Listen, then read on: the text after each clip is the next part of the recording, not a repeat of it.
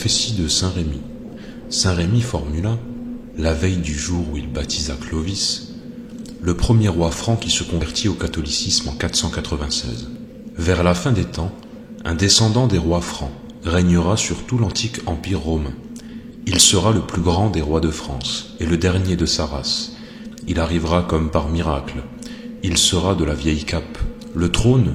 sera posé au midi. Après un règne des plus glorieux, il ira à Jérusalem, sur le mont des Oliviers, déposer sa couronne et son sceptre, et c'est ainsi que finira le Saint-Empire romain et chrétien. Testament de Saint Rémi. Saint Rémi, premier évêque de France. Moi, Rémi,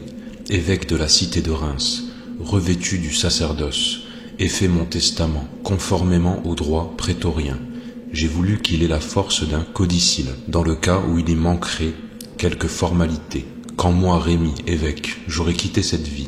je t'institue mon héritière, ô sainte et vénérable Église catholique de la ville de Reims. Suis la répartition des biens que possédait Rémi. Au milieu de cette énumération, on trouve ce passage intéressant, car il fait allusion au miracle accompli pour le salut des Francs, dont vraisemblablement le miracle de la Sainte Ampoule. À l'égard des villages que Monseigneur d'illustre mémoire le roi Clovis, que j'ai tenu sur les saints fonds du baptême, m'a donné en propre, lorsque païen encore, il ne connaissait pas le vrai Dieu, je les ai consacrés aux lieux les plus pauvres, de peur qu'il ne crût, infidèle qu'il était, que je fusse attaché aux choses de ce monde, et moins occupé de son salut que des biens temporels. Il a admiré ma conduite, et a consenti avec bonté et générosité, tant avant qu'après son baptême, que j'intercédasse en faveur de tous ceux qui souffraient. Comme il a reconnu que de tous les évêques de la Gaule, c'est moi qui ai le plus travaillé à la conversion des Francs, Dieu m'a donné tant de crédit auprès de lui, et la vertu divine, par la grâce du Saint-Esprit, a fait opérer par moi, pauvre pécheur, tant de miracles pour le salut des Francs, que le roi a non seulement restitué à toutes les églises du royaume tout ce qu'on leur avait enlevé, mais encore on a enrichi beaucoup d'autres de son bien propre par un effet gratuit de sa libéralité, que le présent testament, observé fidèlement et inviolablement par mes frères et successeurs les évêques de Reims, maintenu et défendu partout par mes très chers fils les rois de France, par moi, consacrés au Seigneur à leur baptême, par un don gratuit de Jésus-Christ, à la grâce du Saint-Esprit, obtiennent à tout jamais une force inviolable et perpétuelle dans ses dispositions envers et contre tout. Seulement, par égard pour la famille royale, qu'avec tous mes frères et co-évêques de la Germanie, de la Gaule et de la Neustrie, pour l'honneur de la Sainte Église et la défense des pauvres, j'ai choisi délibérément, pour être élevé à tout jamais au sommet de la majesté royale que j'ai baptisé, que j'ai tenu sur les fronts baptismaux,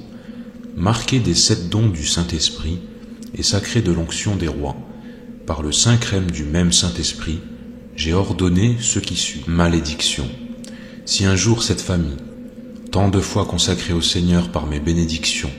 rendant le mal pour le bien, usurpe, ravage ou détruit les églises de Dieu, et s'en déclare l'ennemi ou la persécutrice, que les évêques du diocèse de Reims soient convoqués et lui fassent d'abord des remontrances, qu'ensuite l'église de Reims, s'adjoignant, sa sœur l'église de Trèves, aille une deuxième fois trouver le roi, la troisième fois que 3 ou 4 archevêques des Gaules seulement soient convoqués et fassent des remontrances au prince, quel qu'il soit, en sorte que la longanimité de la tendresse paternelle diffère jusqu'au 7e avertissement, si les premiers n'obtiennent aucun succès. Enfin, si au mépris de toutes les remontrances, il ne dépose pas cet esprit d'obstination incorrigible, s'il refuse de se soumettre à Dieu et de participer aux bénédictions de l'Église, que tous prononcent contre lui la sentence de séparation du corps de l'Église par la formule que l'on sait avoir été chantée il y a longtemps par le prophète roi David sous l'inspiration de ce même Saint-Esprit qui est dans les évêques. Parce qu'il a persécuté l'indigent, le pauvre, l'homme au cœur contrit, parce qu'il ne s'est point souvenu de la miséricorde et qu'il a aimé la malédiction, celle-ci lui arrivera. Il n'a point voulu de la bénédiction, elle s'éloignera. Tout ce que l'Église a l'habitude de chanter de Judas le traître et des mauvais évêques, que toutes les églises le chantent de lui, parce que le Seigneur a dit « Tout ce que vous avez fait au plus petit des miens, c'est à moi que vous l'avez fait, et tout ce que vous ne leur avez pas fait, c'est à moi que vous ne l'avez pas fait. » Ainsi ce qui est vrai pour la tête l'est aussi pour les membres. Il ne faut changer qu'un seul mot par interposition, que ces jours soient abrégés et qu'un autre reçoive l'autorité royale. Si mes successeurs, les archevêques de Reims, négligent d'accomplir ce que j'ai ordonné, qu'ils soient frappés de malédiction et qu'ils subissent les peines portées contre les princes, que leur jour soit abrégé et qu'un autre reçoive leur évêché. Bénédiction.